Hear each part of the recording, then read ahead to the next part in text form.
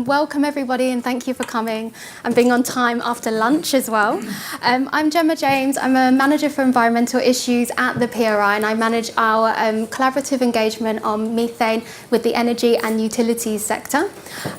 So when you think of methane, maybe you think of agriculture. Is that your first instinct? And actually the other day in the office, a couple of my colleagues asked me about this session, and they were like, so what's methane got to do with the energy sector and oil and gas? I don't get it. Isn't it just about cow farts? And, you know, after some really innovative thinking on how we're going to capture methane from cows, I finally managed to talk to them and actually say, the energy sector is one of the largest industrial sources of methane emissions, and methane is actually the primary component of natural gas, which they didn't actually know. So for us at the PRI, methane in the energy sector is important because it presents investors and companies with financial, regulatory, reputational, not to mention the potential climate implications. But it also presents a lot of opportunities as well. And we are going to discuss some of these opportunities today. So this is an educational session. So what we're going to do is we're going to get a sense of why methane is important and what the regulatory landscape looks like, how investors are engaging on the topic, and what managing methane actually looks like in practice for a company. And I'm really happy to say that I've got three excellent speakers to cover this off for you today. So let me introduce them. To my nearest is Sean Wright. He is a senior manager at the Environmental Defence Fund. In the middle, we have Sylvia van Waveren, a senior engagement specialist in the active ownership team at Robeco. And at the end, we have, from the company perspective, we have Ann-Cathrin Vaage from Statoil. So she's going to be covering the company perspective for us. So thanks, guys. Thanks for coming to join us. So we're going to have, each of the speakers are going to come up and give you a 10-minute presentation from their perspective. And then we're going to have a little bit of a panel discussion, but I'm hoping that you in the audience will have lots of questions for them as well. So it should be quite interactive as well. So, Sean, let's start with you and to kick us off and set the scene. Thanks, Gemma. And yes, methane is a lot more than just cow farts. So thanks for clarifying that. So welcome to all of you, and thank you for coming this afternoon. I know it's a tough spot after lunch, so hopefully people had some coffee. We're hoping to have a lively, interesting, informative conversation with you guys today. Our topic is one that we think is of critical importance to the oil and gas industry, and of course its investors, as well as the environment, specifically the continued stability of our climate. That topic, of course, is methane. So methane is a story that has emerged in the last few years. It's not quite on the radar of every investor, but that's changing pretty rapidly, we think, in large part due to the great work that Gemma and PRI is doing. So if you haven't already, now is a good time to engage on this topic.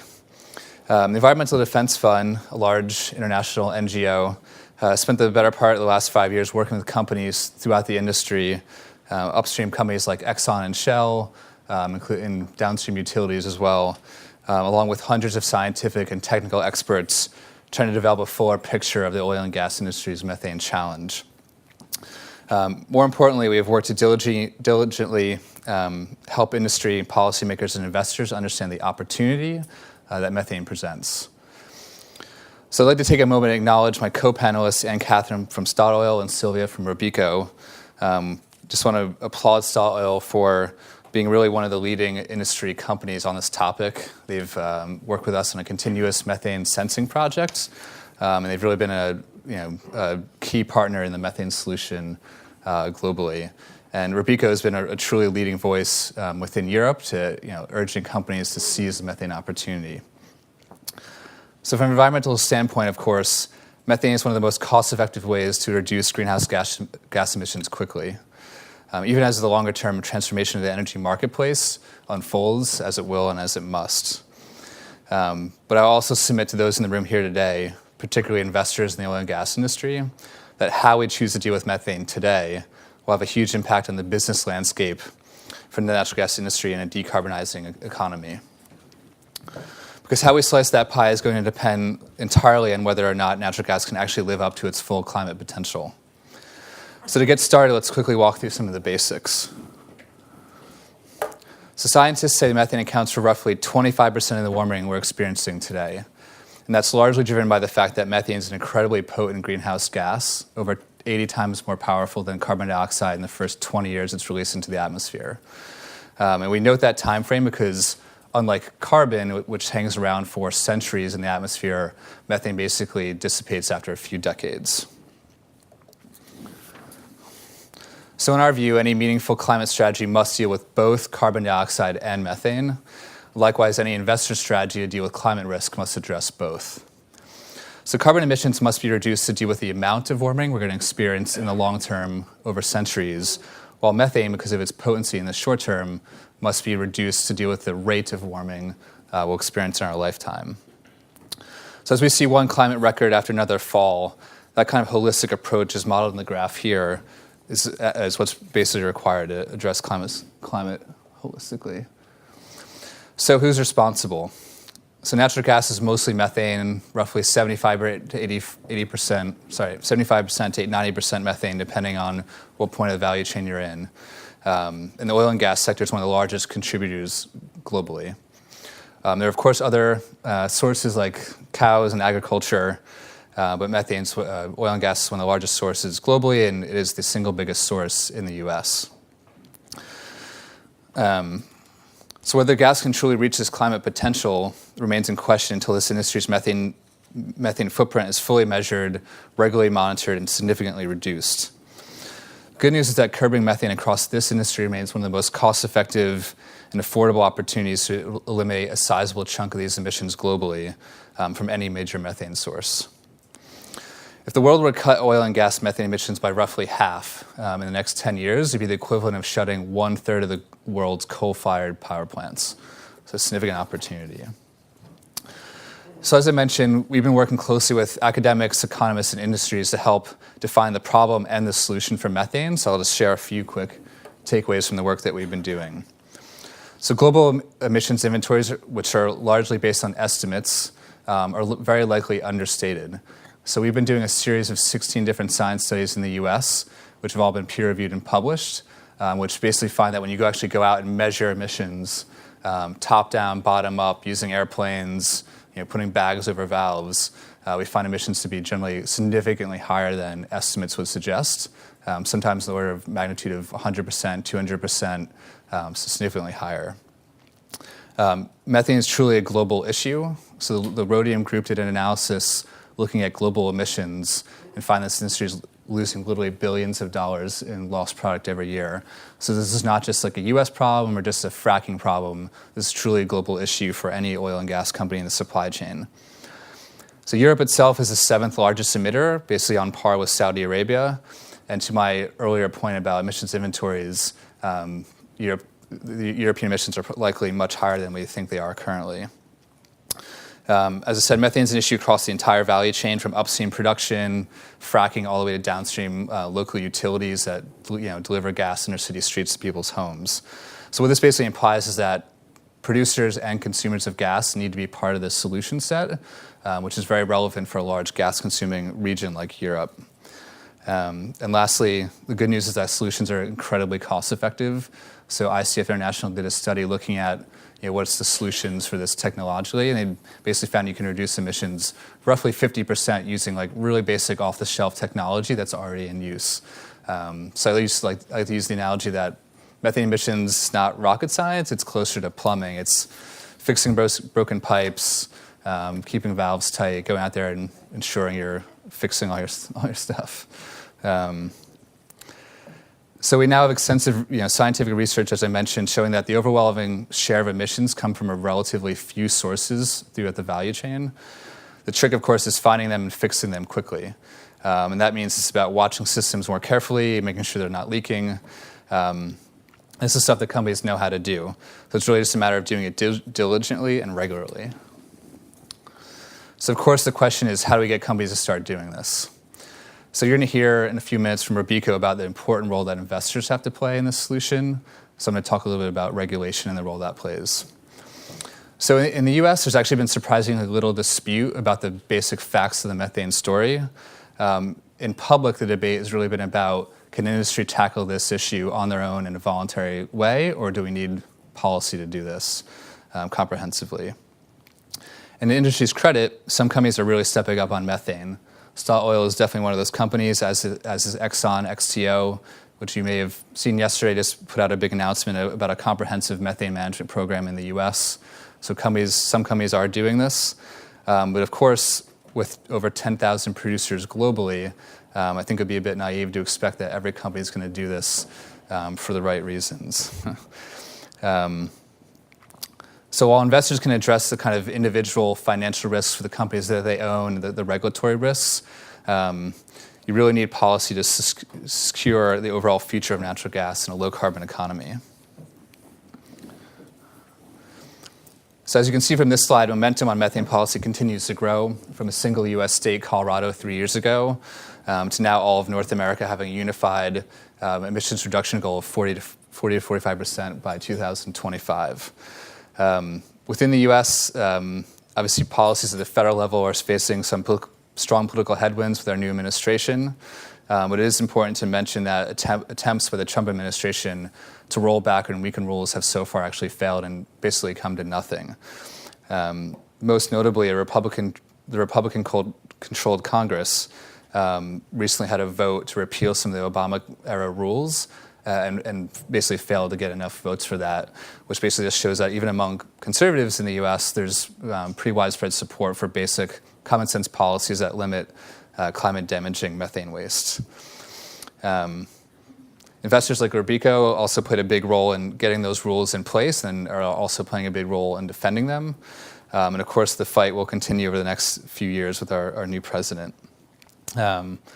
But this is also critical to why expanded investor engagement on this topic is so critical at this moment. So overall, there's an undeniable and irreversible trend to decarbonize our global energy system. And obviously, smart companies and investors are recognizing this. So my argument to you guys is if you want to be part of that meaningful change, you really need to consider oil and gas methane reductions as part of your overall engagement work as investors. It's simply the most affordable, quickest option we have to control rising temperatures today. So with that, I'm going to hand it over to Sylvia from Robeco.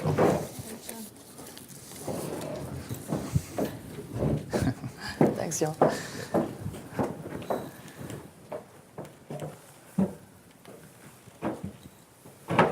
Well, thank you for attending this after-lunch methane meeting. My name is Sylvia van Waveren and I'm from Robeco. Before I touch upon why the methane issue is so important for us as an investor, a very quick couple of slides on Robeco. I promise you I will go swiftly forward. Robeco is, of course, a part of the Oryx company, a Japanese company, a listed company. And since a couple of years, we are a part of the Robeco Group as Robeco Institutional Asset Management. We're based in Rotterdam, and we are a sister company of Robeco SAM. If you need to know more about our group or our products, please approach me after this session. Why is it not working? Yeah. Okay, it is. What we do at Robeco is integrating sustainability because we have a strong belief that leads to better informed investment decisions. And how do we integrate that? Well, this is a nice wheel where you see on the top left how we use Robeco SAM's input on materiality framework for ESG criteria. On the top right, you see that portfolio managers at Robeco integrate this knowledge. And on the bottom, you see active ownership, which means voting and engagement in general towards the companies. And all three factors work in a structured way together, collaborate highly in a deep way together to improve the integrating of sustainability within the investment decisions. Well, I'm part of the active ownership group team. You see the team here. It consists of 10 members headed by Carola van Lamoen. And we are structured like 2 engagement specialists on E, 2 on S, 2 on G. And we are, in addition, having a proxy voting team and a CPM, a client portfolio manager, as part of the team. And we are a very good working team. We have grown in the past years from 3 to 10, but we are quite stable. And I also have to draw your attention to the man in the middle, Ronnie Lim. He is our man in Hong Kong, as I call him, and he's very instrumental for the engagement with our Chinese and Hong Kong companies. Well, now, focusing on methane, what are the risks, but also opportunities for us as investors? Well, first of all, what are the risks? I think Sean mentioned them already extensively. But as investors, we really need to recognize the impact of methane emissions as a key contributor to greenhouse gas emissions. And we strongly feel as investors that it is also quite an easy problem to solve, more easy than carbon. But I would like to touch upon that in the discussion afterwards. Both investors and operators in the energy value chain are facing all kinds of financial, reputational, and other risks for methane emissions. And we're only in the beginning of understanding what those risks and opportunities are. And we are on that road to understanding together with the companies themselves. So we are starting to engage with the companies. And it starts with measuring, managing, and reducing methane emissions.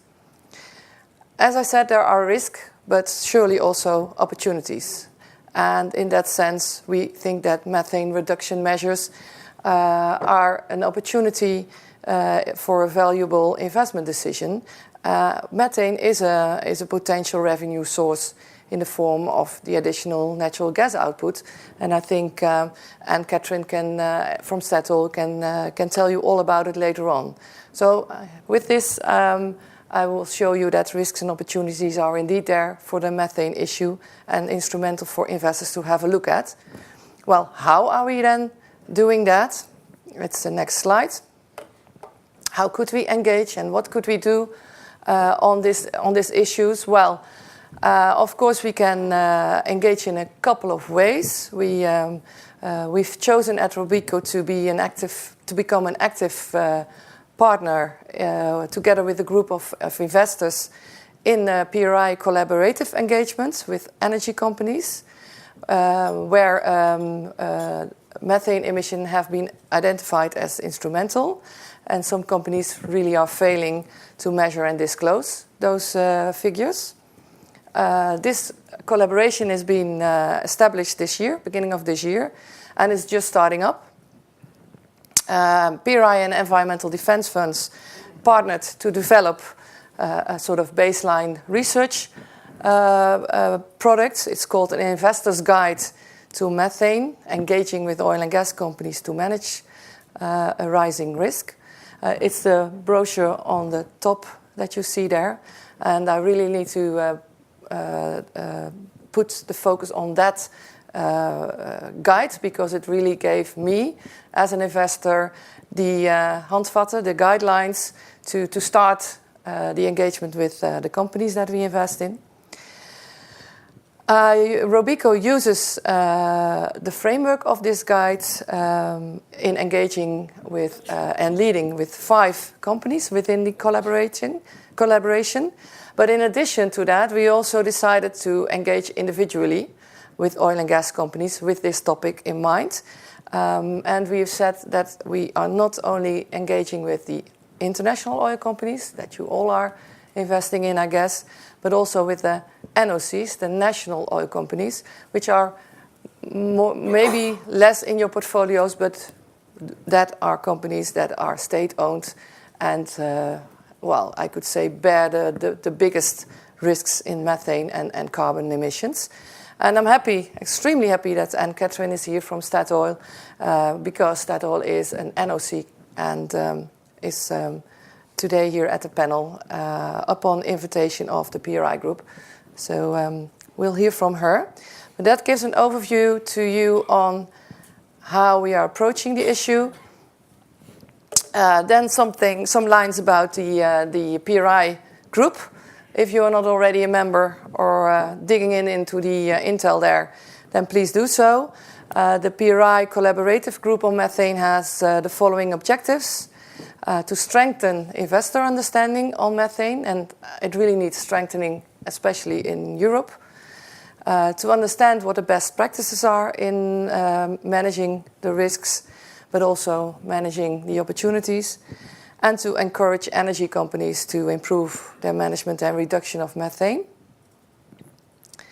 Then also in the US, where methane issue is far more experienced and far more thoroughly dealt with, the Interface Center on Corporate Responsibility, ICCR, is doing work on this field. We are a member of that as well.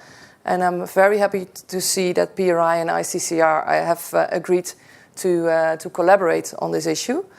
And that means that we could have impactful dialogues also in the US.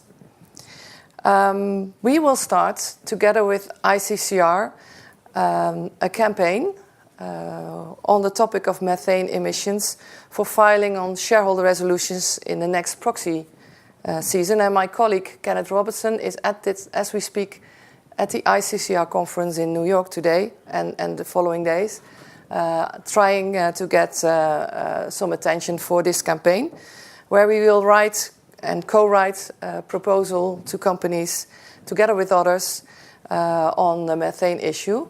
And I welcome all of you if you consider joining this shareholder campaign for methane. We will target a couple of oil and gas companies. Have to be honest, I'm not sure whether we will still target Exxon, since their statement of yesterday. But we will have a good look at that. Well, that leads me to the last slide. Yeah. The first results of our PRI coordination group. Well, we are with 36 investors already joining. Total asset under management is more than $4 trillion US.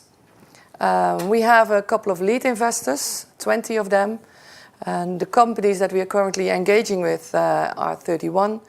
We've sent in August, September, a lot of letters already around, but I have to say the engagement have already started with a couple of companies already before the sending of letters, and Statoil is an example of that one. We've received, in the meantime, some 15 responses, and the first engagement encounters with companies are in the planning right now and will take place in the third and fourth quarter. It's still early days, so I hope to stand here or one of the other lead investors on the panel next year. I understand we will be in California, where they have this big methane leak about 1.5 years ago from Sempra Energy, and I hope to get this company on the panel as well at that time. We seek to understand companies' risks, how they measure methane emissions, which reporting metrics do they use, which data, what are the techniques to prevent methane leakage, and it's called the Leak Detection and Repair Programs, the LDRs, and what are the challenges for the companies. So speak to you in about a year and you'll get some more results of this very exciting collaborative initiative of PRI. I'd like to hand over to Ann-Cathrin right now. And well, again, thanks for being here, Ann. You as a company representative are more than welcome to go into the hall of the Leo, the hall of the lion. What's the English expression? But we will not grill you, I promised you. So please stand up and introduce yourself.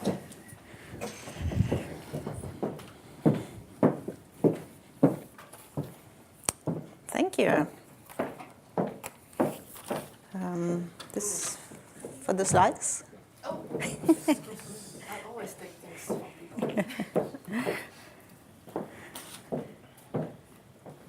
Thank you so much.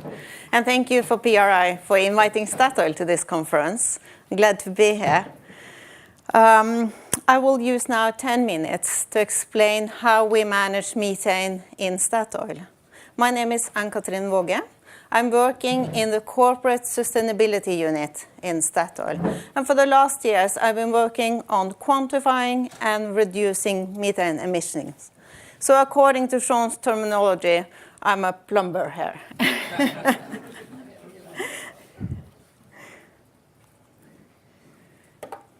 some words about Statoil. We are producing about 2 million barrels of oil equivalents every day. We are the second largest supplier of gas to Europe, and we are increasing our renewable production, mainly in offshore wind.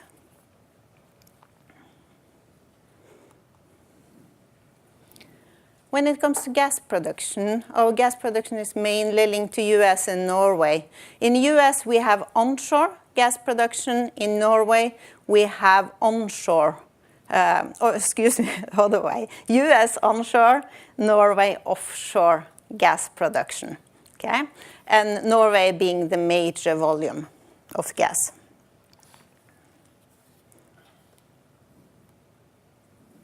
The oil and gas industry is in transition. And for Statoil, our vision is that we will shape the future of energy. It's quite ambitious. That means that we have to be competitive. We have to be there and be the part of transforming the oil and gas industry, but also we have to be prepared to provide energy for the low-carbon future. So we are taking climate into our strategy, and we are also having climate as a part of our decisions, and we have the ambitions that we have set in our climate roadmap. So now to the methane. The main component, as we heard, of natural gas is methane. So when we release some natural gas to the atmosphere, we call it methane leakage, and we talk about methane emissions. There are different sources from our operations of these methane emissions. When we burn natural gas, either in a flare or for energy generation, most of it is converted to CO2, but the part of the natural gas that is not converted to CO2 as a part of this combustion will be released as methane to the atmosphere. The second here is loading of vessels. So when we load crude vessels, there can be released natural gas to the atmosphere, and then we have methane emissions. And the next thing is operational emissions. So it can be by intention or unintended emissions from our operations of natural gas to the atmosphere. And it can also be leakages. As you see from this picture, it's a valve where we have the methane leakage. The methane leakage at an oil and gas production is a safety issue as well. So it's been, from day one, very important for us to do what we can to reduce leakage of gas, because this is a safety issue for us, in addition to the environmental aspect. When we looked on methane emissions, there is a bit different between different parts of the world, so it's a geographical difference. To the left, you see gas delivered to Europe in Norway. This blue part of the bar, it's production and processing of natural gas. So it's what we call upstream and midstream, production and processing. And to the top, it's the yellow one, and that's distribution of gas. So you see, for Norwegian gas, actually, we have the most emissions when it comes to the distribution of gas. In the middle, it's the average number for Europe. And you see that actually, for average of gas in Europe, the most emissions is in production and processing. And the yellow one, distribution, is a smaller part. To the right, it's average in the US. And you see actually there we have a volume of production and processing, and that equals the emissions that comes from distribution.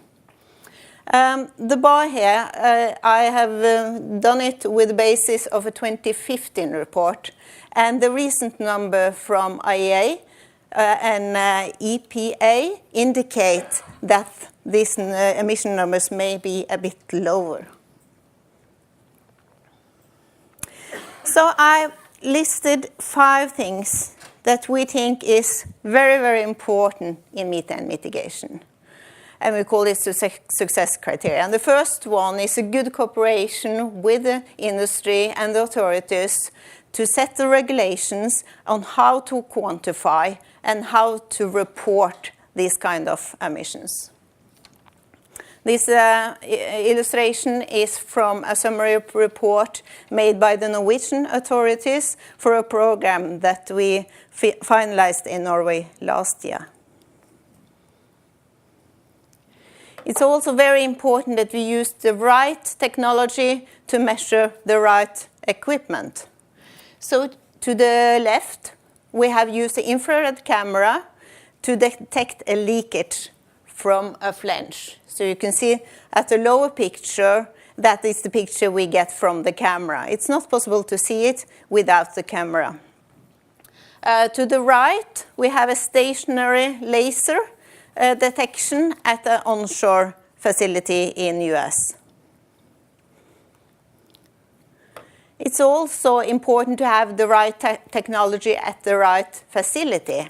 To the left, we have an onshore plant in US, and we are using drone in cooperation with NASA, and we have that linked to a laser program, and then we can go over the plant and to see where do we have some emissions.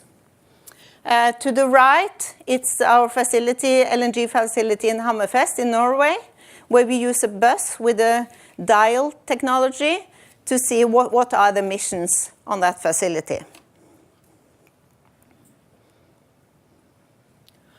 It's also good that we can work together as an industry. And we also welcome ExxonMobil, who launched then their initiative to do things on methane as well. Statoil is a part of this oil and gas methane partnership that is within this UN-led Climate and Clean Air Coalition. We are also part of the oil and gas climate investments. There are 10 oil and gas companies who have joined effort to reduce emissions. And we're about to start methane field studies led by UN Environment and in cooperation with EDF.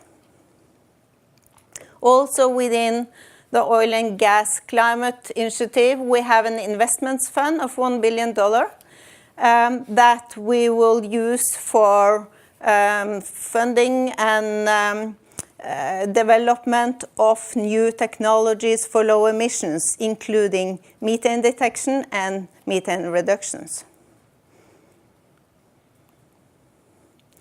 And last but not least, and I think it's most important, is to have dedicated and committed employees. These are my good colleagues, Andrea and Desikan in the US, and they work every day to make Statoil the best company.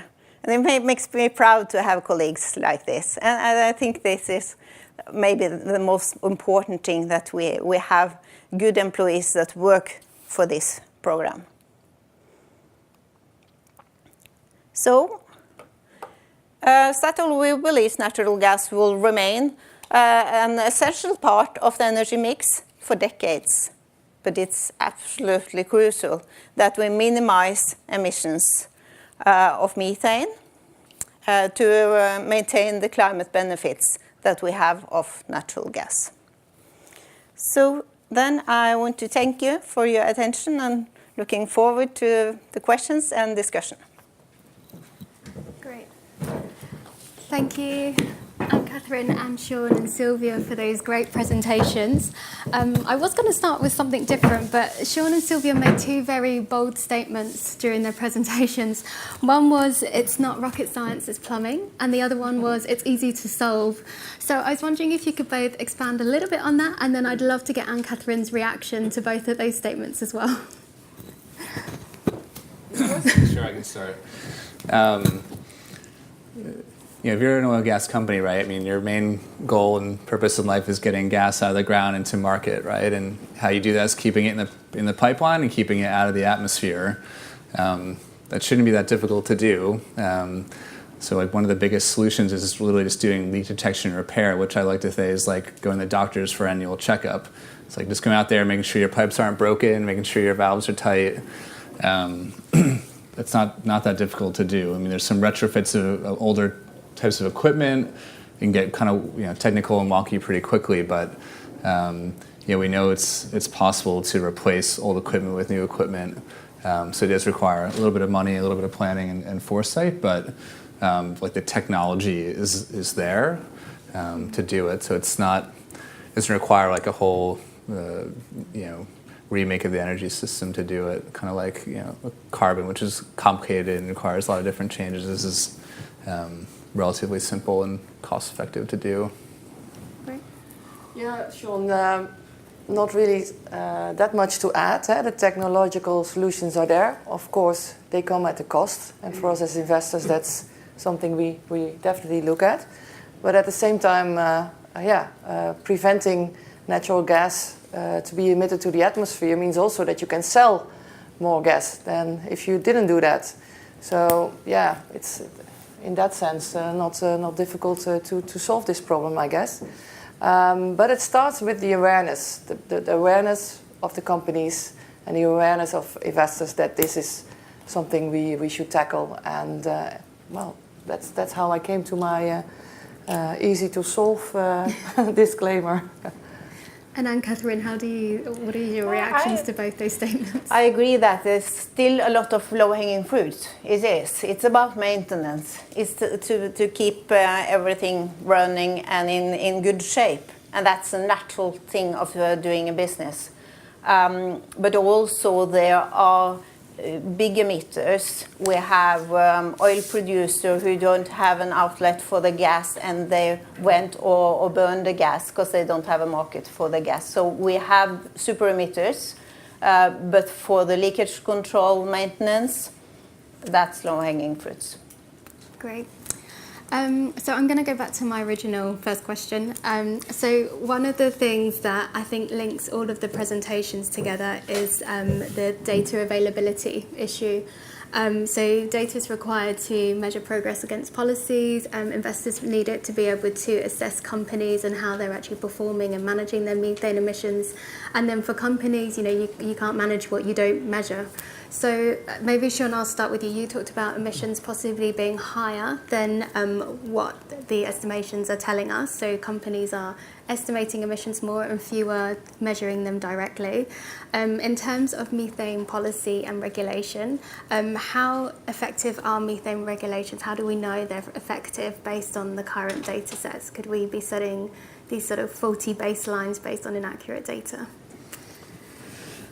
Yeah, it's a good question. I guess we know that policy works as we know the technology that it mandates works. So, for example, back in 2012, the EPA, the Environmental Protection Agency in the U.S., mandated the use of what's called a green completion, which is basically rather than letting all the water flow back from a frac site, you have to capture it along with the emissions and put it back in the pipeline. And that was a VOC rule. This wasn't meant for just methane, but when we went out and did our studies with Exxon and Chevron and a bunch of upstream producers in the U.S., we found that green completions were reducing emissions 99%. So I think there's a number of studies out there looking at a bunch of these solutions and showing that they work. So we think policy does play a role in ensuring that all companies are using these technologies. Okay. And Sylvia, can you give the audience a sense of how you are assessing company performance? What sort of data are you looking for? Yeah, sure. Yeah, it's a no-brainer. We'd like to see more disclosure on methane emissions and also the split between carbon and methane in disclosures. But first and foremost, I think it's important that companies are doing their best to have good estimations and good measurements of their methane emissions themselves. And I'm not talking about Statoil or other big companies, but there are a lot of companies that I spoke to in the last year that simply do not have a clue what their methane emissions are. So let's start with that. And as an investor, yes, it's all about data, so all about disclosure. And the next question we will ask in our engagement is, do you set targets? So that's how it really works. Okay. I'm going to ask Ann-Cathrin one question, and then I'm going to come to the audience. So if you want to start warming yourselves up before the interaction. Ann-Cathrin, how is Statoil improving their accuracy of measuring methane emissions? Do you see sort of any constraints in the future to actually increasing direct measurements? Yeah, it's difficult because the nature of this kind of emission is it's fugitive, it's leakage. We are outdoor, it's weather, it's blowing. It's not that easy to just have an instrument and say, okay, this is 5% or this is 2%. So in the nature of these kinds of emission, it's actually a bit difficult to quantify it. We improve, we have technologies, we have different ways of calculating it. It's getting better, we're getting closer to it. But it's a bit difficult. I think the most important thing is find the leakage and stop it. Okay, find the sources and fix it. We have we should all in oil and gas industry have good program to do that. And of course, it's important to do all the reporting and to say what is the actual emissions. But the most important thing is to stop the emissions. I guess so. Oh, go on. I was going to say, I fully agree with that point, and I certainly wouldn't want to leave the impression for this group that we really need more information to act. I mean, we know enough to act about the biggest sources of emissions. We know enough about the solutions that we can solve this now and today. So yes, we do want more disclosure. We want better measurement. Better data is always welcome and good, but we shouldn't let it be a barrier for action. Okay, great. So let's open the floor to some questions. I see one hand at the back. I think maybe the room is small enough not to need mics. So do you want to just stand up and... Yeah. No, we need mics, I'm being told, sorry. I'll try to be loud. There's a mic coming behind you. Just a question on potential maybe contradiction, or maybe I just misunderstood, but a couple of the panelists talked about the issue being well understood in the United States, and then also another talked about the regulation in the United States. But Ann-Cathrin's slide showed that the U.S., there was a greater share of methane loss. So what's happening? How do those things fit together? Yeah. I think the main reason is how you produce the gas. We have onshore production in the US, and the way we are producing, we are emitting more to air. In Norway, we have offshore production, and we have extreme control on not having any leakage because of the safety issue. So that's part of it. It's also in the distribution, because if you have many kilometers of a distribution line and you have much equipment along the line, you have many sources that can lead to emissions. Like in Norway, we're producing offshore, and we have a subsea pipeline, welded pipeline with no equipment going to Europe. So I think it's the difference between how we produce and how the infrastructure is made in these two areas. I think you want to... Sure, yeah, I think that's part of it, the composition of kind of the sources, but I do think that one reason emissions estimates are higher in the U.S. is in large part due to the studies we've done. We've done 16 studies, other people have gone out there and done studies as well, so there's just much better data sets in the U.S. Versus Norway and Europe, and we are tackling that next.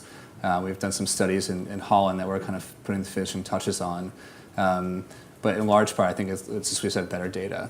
So the EPA in the U.S. Revised their emissions inventory up, I think, around 30 to 35% once they started incorporating the real measurement data from our studies. So I think this gives you a sense of probably the emissions in Europe are understated, potentially by a lot.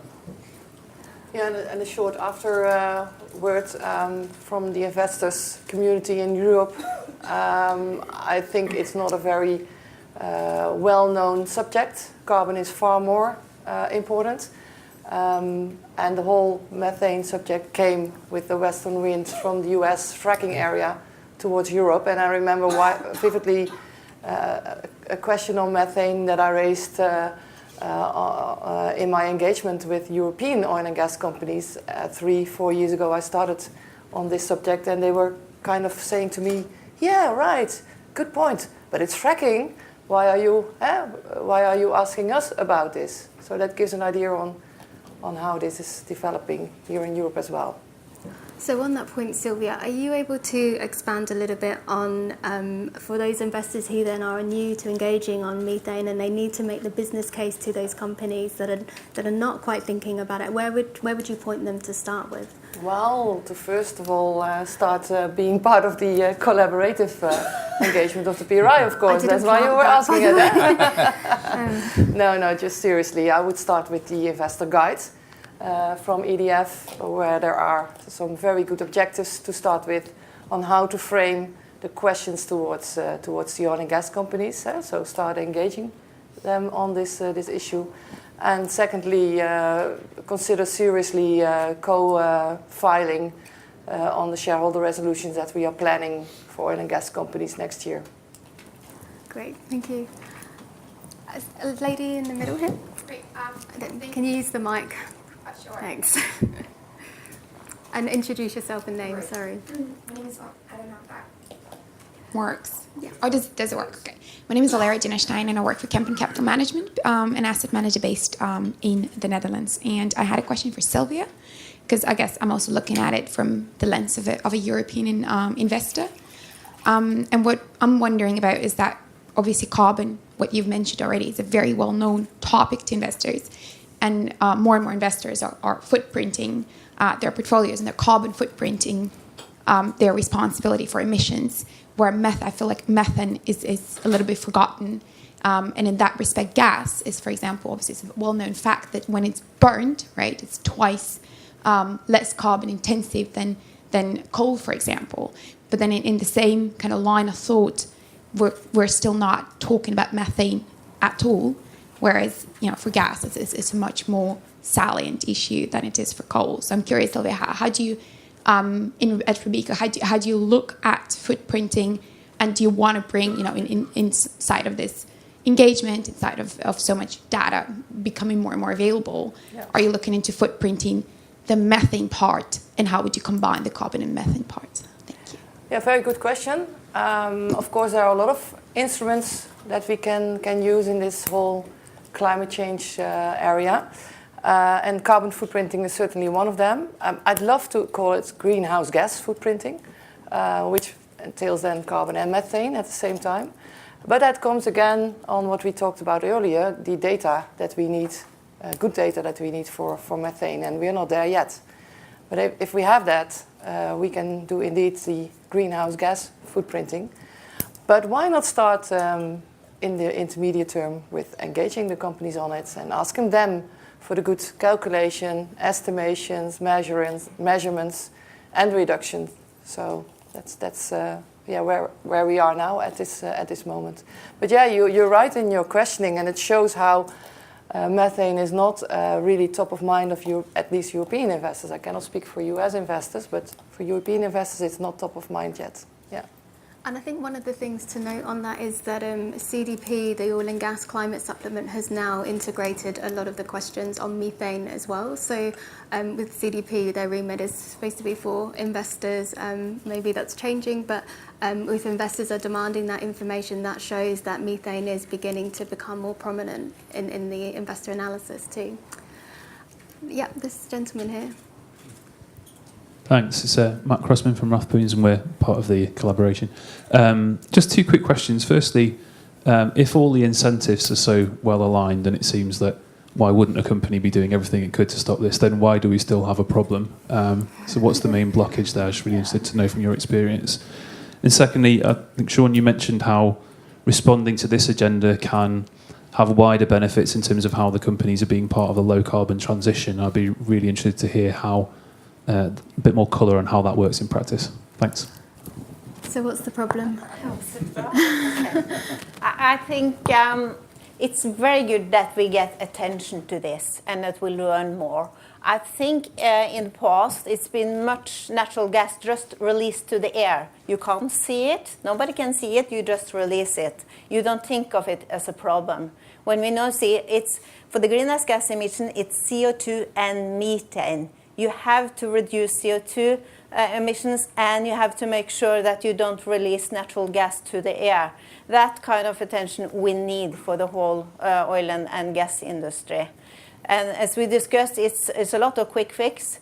We can do it. It's a lot of things that actually need investments, especially where we don't have an infrastructure for gas. We produce oil and we get some associated gas, and then you need investments to actually handle that gas that you get with the oil. So it's both. And Sean, do you want to manage the low carbon transition? Sure, I would just second those comments. Yeah, I think attention and awareness is a big barrier. So I think that's the important role investors have to play to push a little bit, educate, and say, hey, this is something we're hearing more about. We want to make sure you guys are doing the right thing. So there's that element. In terms of natural gas and kind of a low carbon economy, I think what I've been seeing, a lot of people have been seeing is oil and gas companies moving more so to gas, right? I mean, Shell bought BG, Exxon bought XCO, right? And part of that is like they view natural gas as being part of a climate solution in a longer term way, right? But for that to be a credible proposition, you really need to address the methane issue. Even just a few percentage points of leakage completely undermines the benefit of moving from coal to gas. So you got to make sure those emissions are managed properly. Otherwise, the whole theory of natural gas being like a transition fuel just completely disappears.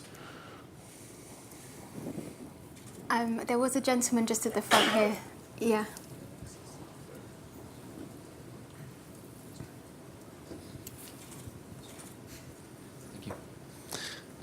Laurent Steur, Ökom. I have one question. Thanks for the presentation first.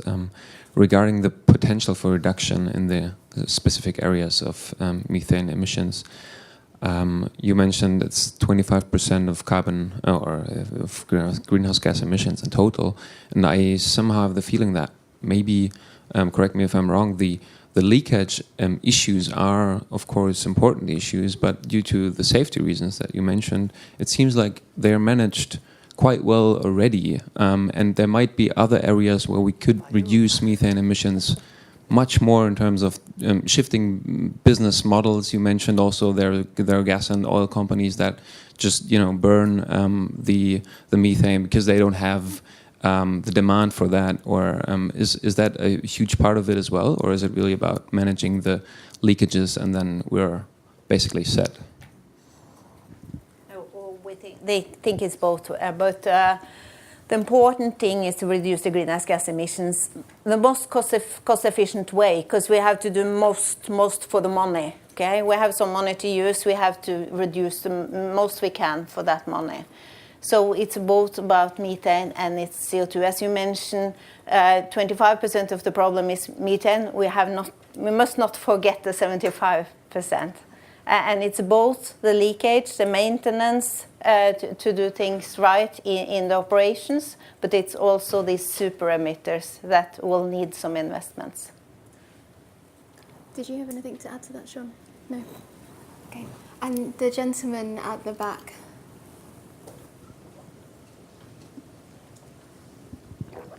Ian Woods from AMP Capital Investors from Sydney, Australia.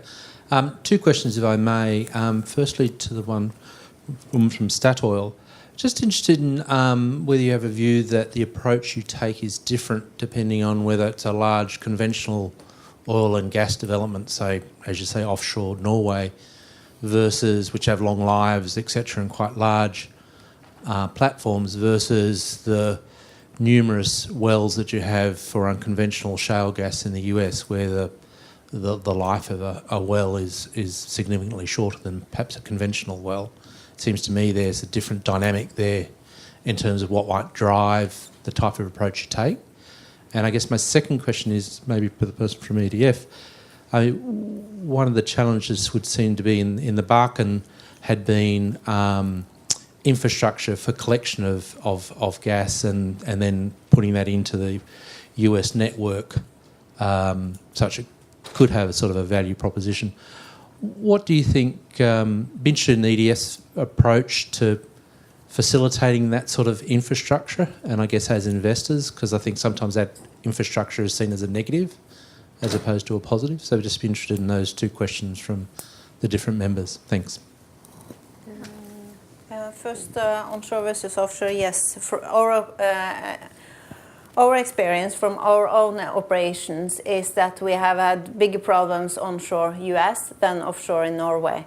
And that's because of safety, because methane leakage has been an issue from a safety point of view offshore installations, and not that much on onshore US operations. So our experience is that we have had more work to do onshore US than offshore in Norway. Yeah, regarding flaring in the Vaage. So flaring is an interesting topic. It's obviously an important one to address. It's kind of both a problem in itself and a solution at the same time. Flaring can be a pretty big source of carbon emissions, also some methane. I think the most efficient flares are like maybe 98% efficient, so you still have a bunch of unburned methane coming out. At the same time, it's a whole heck of a lot better than venting. So unburned methane is 85 times more potent than CO2. So I'm super familiar with the policies in North Dakota, but I believe there's been some new regulations there that require companies to, as part of the permitting process, basically put together a plan to be able to reduce flaring within some certain amount of time from start of production. So rather than like trying to retrofit later or like we'll get to it, it's like no, like if you're going to start producing in North Dakota, like what's your plan to stop flaring within a certain amount of time? I think that's helping to drive some reductions there and have more infrastructure build out. Of course, it gets complicated. There's all the permitting process and things like that, and this could probably be a little bit smoother and faster to help with infrastructure build out. But yeah, it's certainly an issue that's is ongoing in the U.S. Yeah. Great, thank you. We're actually running out of time. It's on the 20 past the hour already. I'm going to cheat a little bit and ask you guys to wrap up for me. So if there is one sort of closing thought that you would like the audience to take away with them today, what would it be? And we'll start with Ann-Cathrin and work this way. I will say that we need the spotlight. We need attention to this. Let's not forget CO2 and read the sustainability reports from the oil and gas industry and the companies. Great.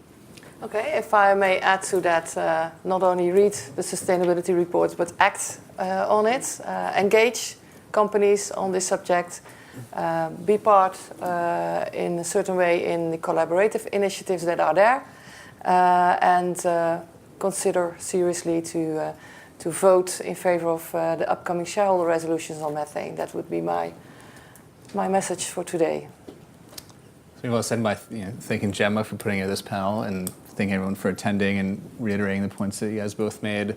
Maybe I'll just end by saying, yes, I think this is a critical issue for investors that needs to be addressed. Any part of like a holistic climate risk reduction strategy has got to include methane. And just please consider EDF a resource. We have, I think, about 45 people working on this, a whole team of scientists, policy experts, legal and regulatory people. So please don't hesitate to reach out with any all questions. We want to help as people kind of get up to speed on this topic and start engaging with companies. Thanks. And if you would like to look at the investor engagement guide on methane, that is on the app as a PDF download. So if you go onto the session, that should be at the bottom there if you would like to have a look at that. I'd like to thank you all for coming, but I would also like to ask you to join me in thanking our panelists and the discussions today.